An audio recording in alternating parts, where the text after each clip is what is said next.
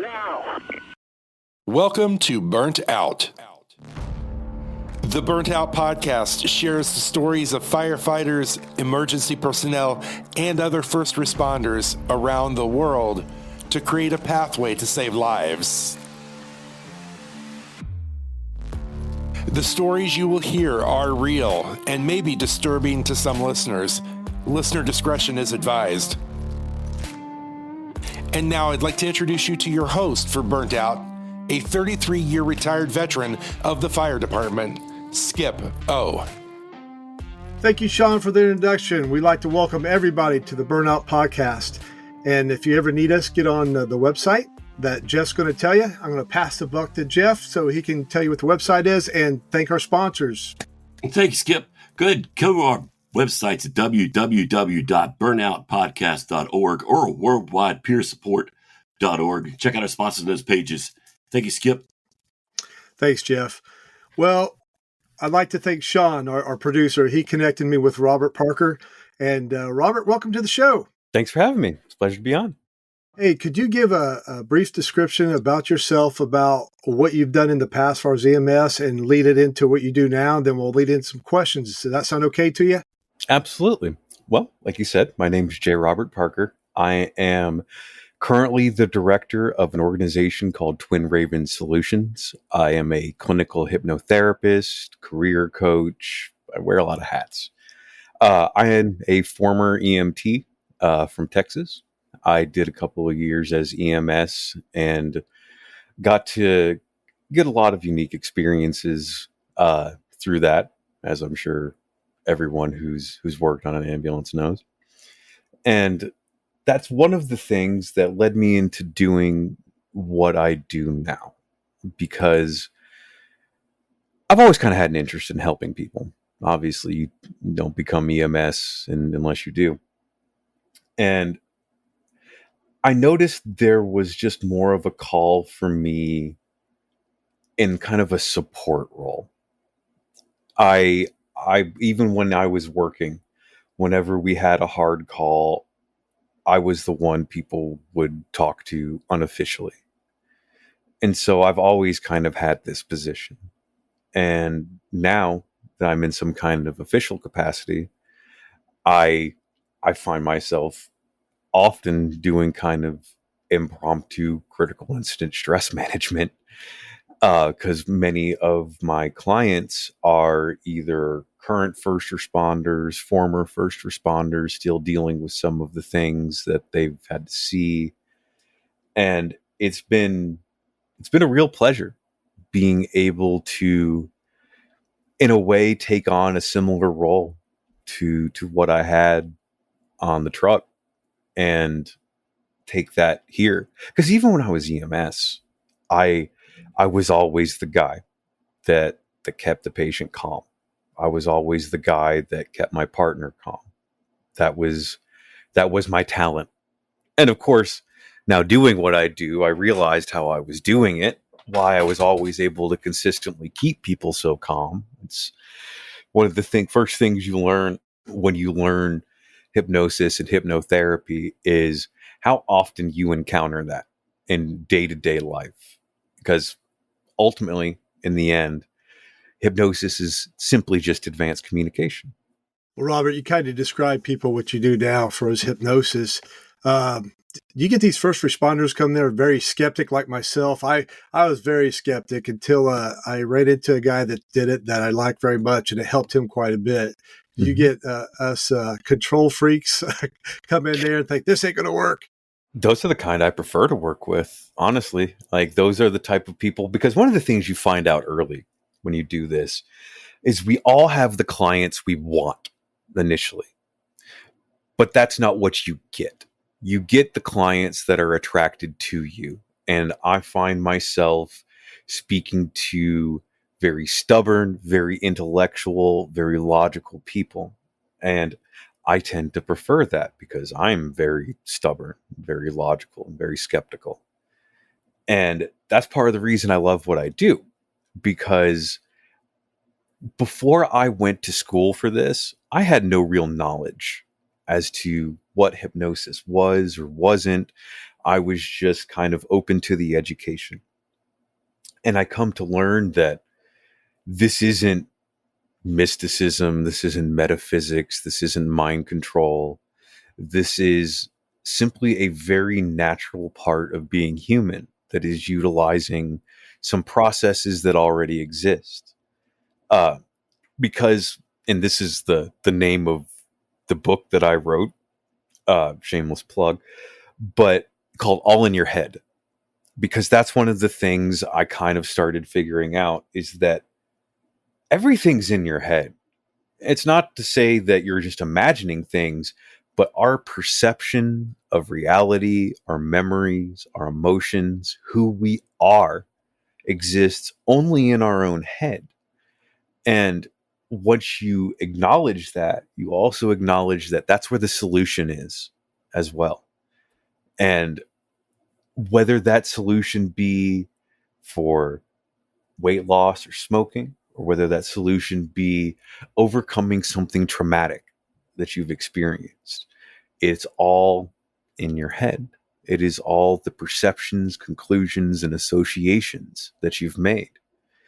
And part of why I became so passionate about hypnotherapy is I'm a bit of a stubborn ass, frankly. Pardon my French.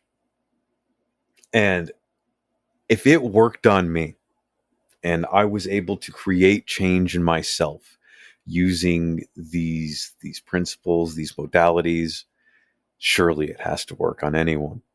And that's kind of the experience that I've had. Is I'm very confident in what I can do with people. I always hesitate to say for people because it's not me doing anything to someone. It's me doing it with somebody.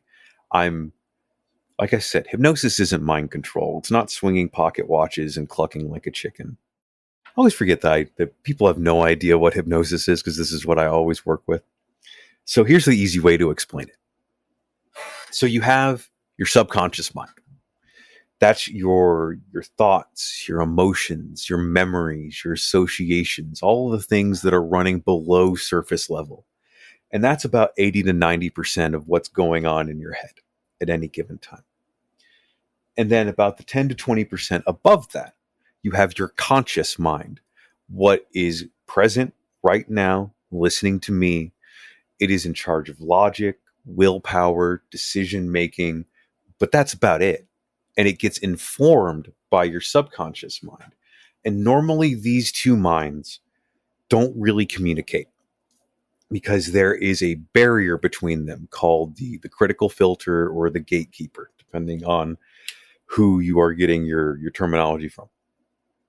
And what hypnosis does is it removes that barrier. So you are able to speak directly to somebody's subconscious mind and actually change their associations. And you do that through use and understanding of the language of the subconscious, because the subconscious mind doesn't necessarily speak words.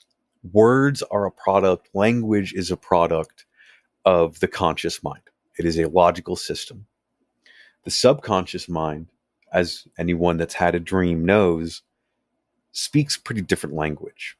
It speaks in metaphor, symbology, association. And it's why movies speak to us so powerfully, because it works on a more creative interpretation of language. So my role as a hypnotherapist is to understand what someone's subconscious language and interpretation is, and using that understanding of that language to begin to change the way, simply put, your mind thinks about something, the way it sees something. And it's more readily done through communicating with the subconscious, because let's take an example of, say, somebody that wants to lose weight. Well, it's just a decision you can make, right? You can just say, oh, I want to lose weight, and do it. Not really. But why? it's those associations you've created. It's those habits. It is what becomes familiar to you. And it cannot be emphasized enough how much that familiarity has an impact with your day-to-day life. The subconscious mind loves at the cost of anything, the familiar and what it understands.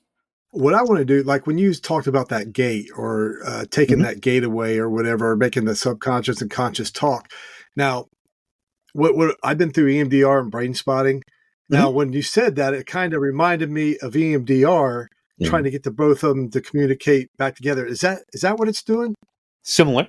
I am not an official EMDR practitioner, though I have studied a lot of EMDR, and there are many hypnotic principles in it.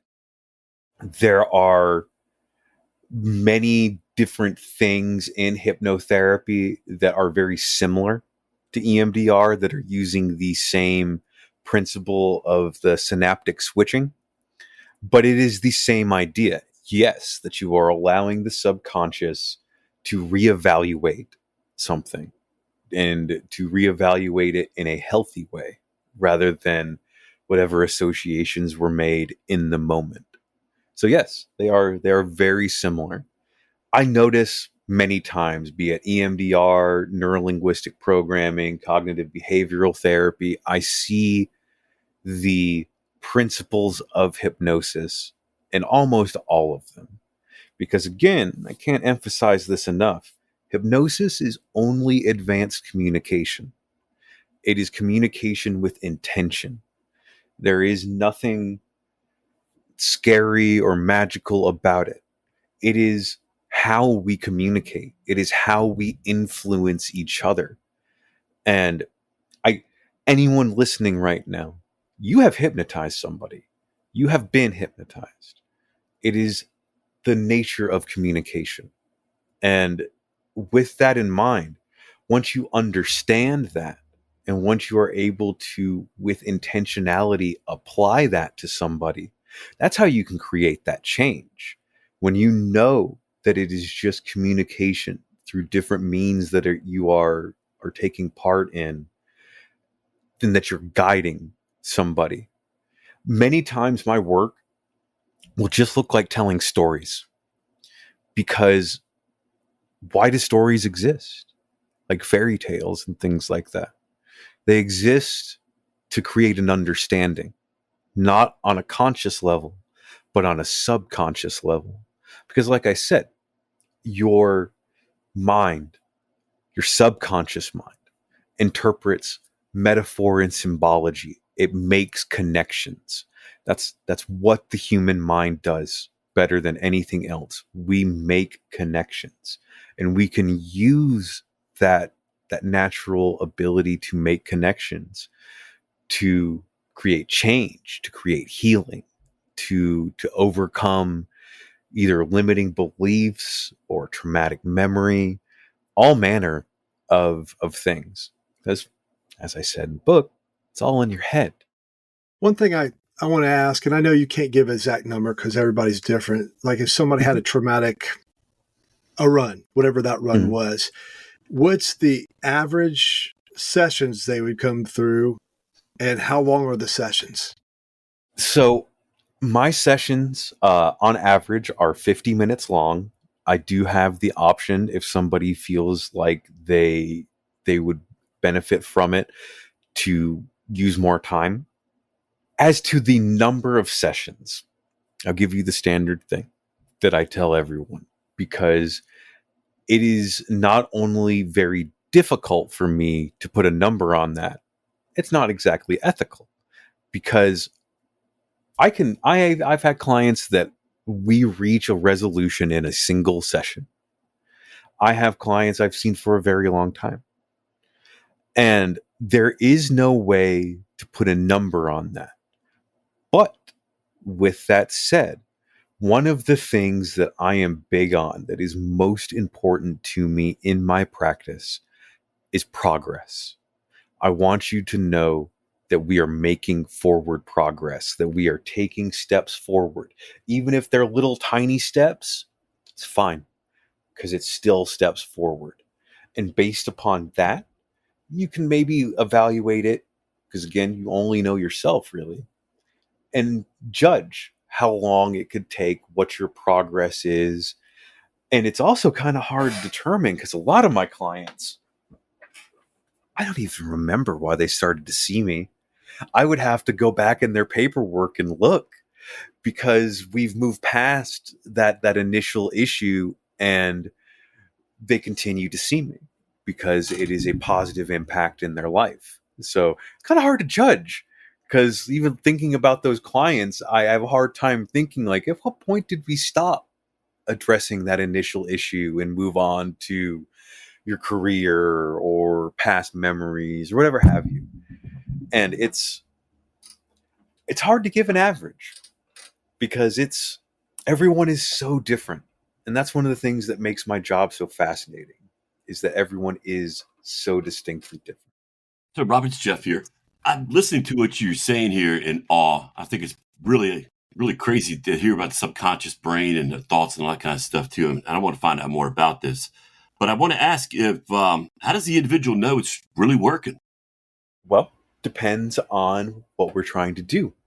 For example, let's say sleep. That's one I see often, people with sleep disruptions. Hello. That's a very good one to track, because first thing I ask, as with anything, you get a baseline. And you ask how much do you sleep? How many days a week do you get restful sleep? You evaluate someone's sleep pattern.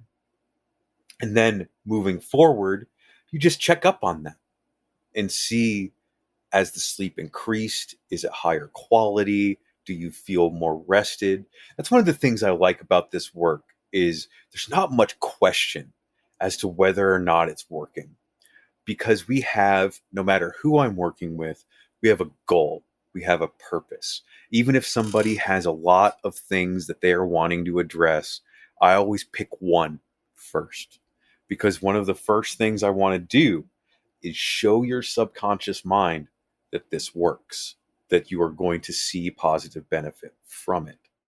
I'm sorry to interrupt you. No, Does no. the individual have to really accept this within themselves, that this is going to work? I'm going to make this happen. Do they have to approach it in a positive manner? Everything has to be approached in a positive manner. Man, well, yeah, we're talking about, depression here, where positivity is something I'm very far from getting sometimes. Well, let's say with depression. Let me explain something that I talk about a lot, and that's, what is a positive mindset? Because we hear that word, or this word, so many times, and we think it just means running around smiling like an idiot. That's not what that means. It doesn't even mean being happy. Having a positive mindset means three things. It means not dwelling in the past. It means not attempting to predict the future, and being in the present moment, with the knowledge that even if that present moment isn't good, even if you don't feel good, that you will. And that's what it means to have that positive mindset. I'm not one of those people that's going to tell you life is always sunshine and happiness and always should be. That's not reality. That's not the truth of it. You will be sad sometimes. You will cry sometimes. You will be angry sometimes. That is life.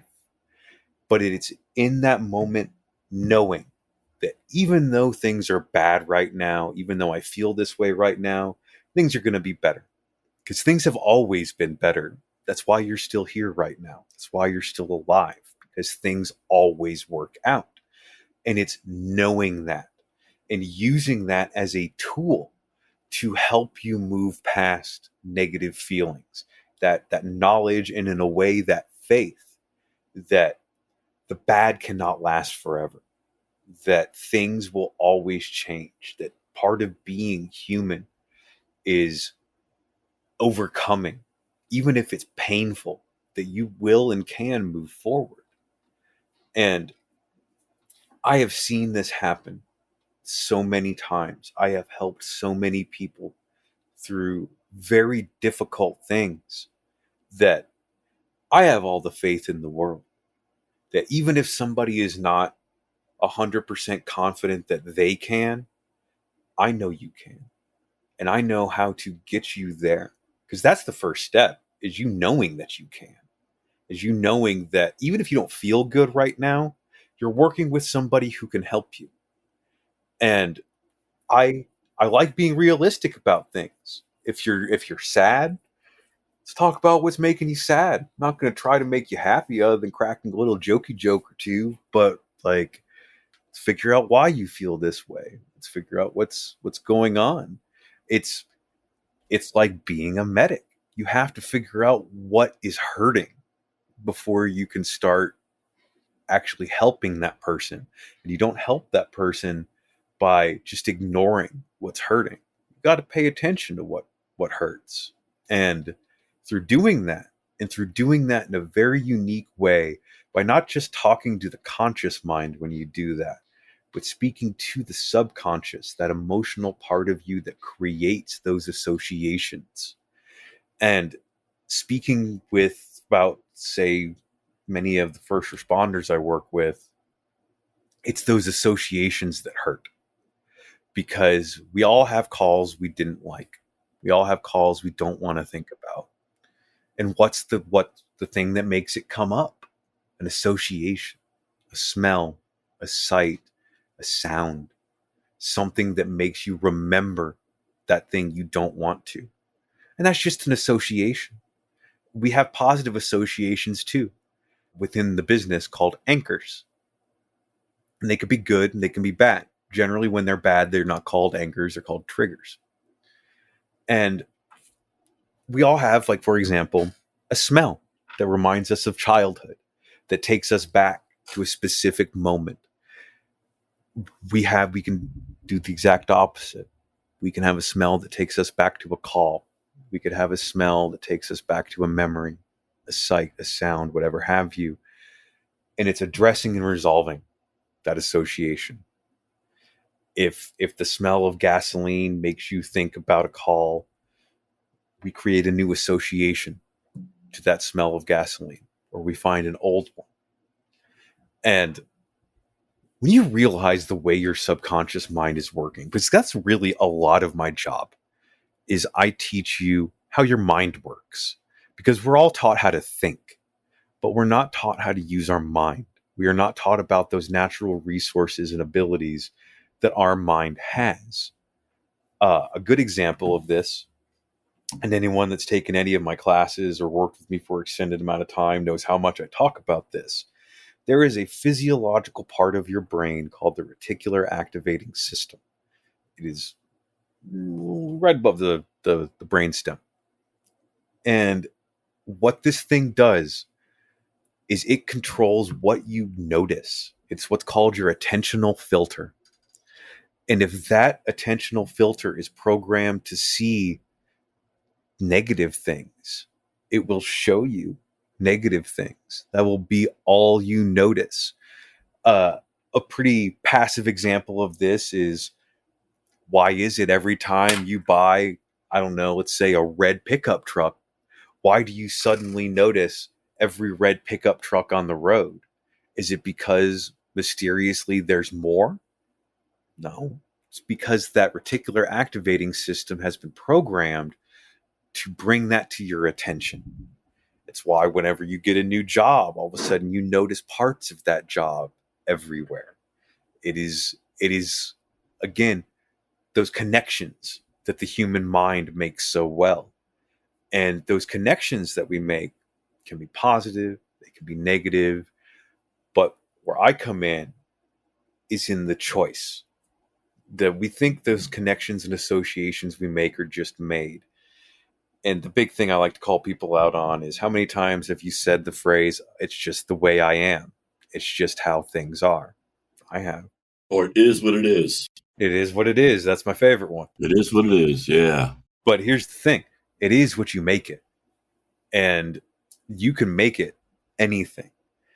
And one of the people that really changed my thinking a lot was this man named Viktor Frankl. He wrote a book called Man's Search for Meaning. And his whole thing was, you don't get to choose what happens to you, but you do get to choose your attitude about it. And I consider this a very powerful statement from this man because he wrote this on scrap sheets of paper in a concentration camp. That's where he initially formed this philosophy. And my view is as if that man can choose his attitude in that situation, we all can. We can all choose the way we want to view a situation. And it seems hard sometimes, especially if we have painful memories, because it doesn't feel like you have a choice in how those impact you and how you feel about that. But you do.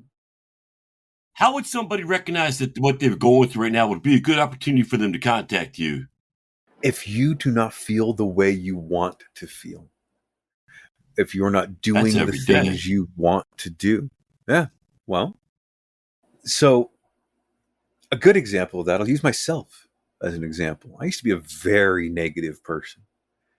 I used to be very, very high strung, which is kind of hard to believe seeing me now. But I actively made that choice that I didn't want to be like that anymore. And I, using the principles of the subconscious, of the mind, of association, was able to actively change that. And it didn't just change the way that I saw the world. It changed the way that I saw other people. It changed the way that I saw myself. That reticular activating system that I mentioned, I usually refer to that as the lens that you put in front of your reality. That really is true. And if your lens is dirty and scratched up, you're not going to be able to see very well. You're going to see distorted. But if you can polish that, if you can choose clouded judgment, exactly. And it's just a matter of making the choice that you want different and taking that action. And different can mean a lot of things to a lot of people. It can be sleep. It can be association. It could be habits. It can be a lot of things. We're going to get to what Jeff was asking, how to get a hold of you. But there's somebody out there right now. He could be a first responder, an everyday person. They might be sitting in their car, police department, just got done with a bad run, or 2 o'clock in the morning at the fire station. All the guys went to bed and they're up by themselves, or in an apartment. Might be somebody in the military listening to us overseas. They're struggling. They're lost. What could you tell them? What would you tell them right now at this moment? You got 30 seconds. We're all lost. Every single one of us is lost. None of us know what we're doing or what's going on. But that doesn't mean we can't help each other. And that doesn't mean there isn't help for you. And we're all broken. We're all damaged. We're all human. That's what it means to be human. And that attitude is what I bring to helping people. I'm human with human experiences. You're human with human experiences. I will never understand you, and you will never understand me. But I can help. And I can provide that help. And that's the big thing, is I don't even need 30 seconds to say it, because it's this simple statement of I can help. That's really the simple, most profound thing I can say, is it sucks, but I can help. That's good. It sucks, that but it's feelable. Yeah. Well, I tell you, somebody wants to talk to you because you do all your sessions. They are online, like on video with people. Yes, I work fully remote. How can they contact you and schedule an appointment? Do you have a website, email, phone number that they could call? Absolutely. I have all three. So on my website, there are contact forms you can fill out. There's even a direct way to schedule a consultation, because I need a consultation first. My website is www.twinravens, TWINRAVENS.org. You can purchase my book that I've spoken of a couple of times from there. You can schedule an appointment, a consultation. You can email me directly at jparker@twinravens.org, or you can give my office a call at 501-365-1969. And if I am free and available, I will happily just have a chat with you right then and there. But I encourage anyone to reach out to me. Book's name, It's All in Your Head. I just ordered it. I was looking down and I was ordering it on Amazon. You can search Excellent. It's All in Your Head, J. Robert Parker, and it came right up. Now, if I can pull it up, I think anybody can. Absolutely. And if you go to my website, I sell it directly from my website as well. Okay, that's great. Well, Robert, thank you very much. Yeah. There's something I ask everybody on here. When you're going through a moment where you're just tired, you're worn out, and you always think about a quote or a verse or something. What's that quote or verse that keeps you going, that always resonates in your mind if something like that, you need a boost? Oh man, I've got so many quotes that run through my head at any given time. The one that's really impacted me lately is Fred Rogers, of all people, Mr. Rogers. And it's anything human is mentionable, and anything mentionable is manageable. So often we think that our problems are just ours, but it's just being human. It's part of the human experience. And repeating that to myself, accepting that, makes the proverbial demons a little less scary, because they're not just ours. It's part of being human. It's part of the good and bad that is just being human. And that's what I try to emphasize with everyone that I work with. Your feelings, your thoughts, your pain doesn't make you anything but human. And that's fine, because being a human is a hard thing. It's a rough thing. It's a dirty, messy thing. But we all go through it. We all experience it. Unscripted life. Yep. Our unscripted life. Exactly.